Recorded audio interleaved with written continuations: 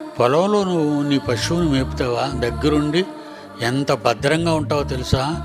గట్టు మీద గడ్డి మాత్రమే తినాలి, కానీ పొలంలోని పంట తినకూడదు. పనికిరానిది తినడిస్తారు.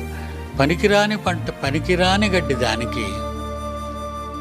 పనికొచ్చే పాలు నీకు జున్ను కావాలి, పెరుగు కావాలి, మజ్జిగ కావాలి. ఇంకా కనబడుతుంది నీ ఆవు, దానికి నీవు మిగిలినవన్నీ, నీకు అవసరమైనవన్నీ దానికి పడేస్తావు. అది మురిగిపోయినా నిలవున్నా నీ పశువులు తాగవలసిందే.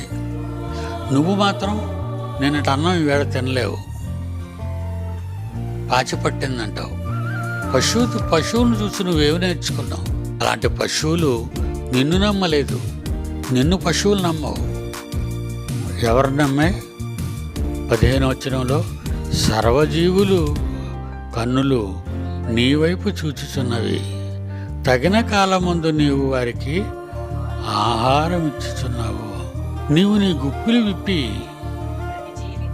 ప్రతి జీవి కోరికను తృప్తిపరుచున్నావు. చూడండి, తృప్తిపరుస్తున్నాడట ప్రతి జీవి కోరికను. మనిషికి ఆ కృతజ్ఞత ఉందండి దేవుడి మీద. దేవుడు నమ్మడు కదా, దేవుడి మీద నమ్మకం లేదు.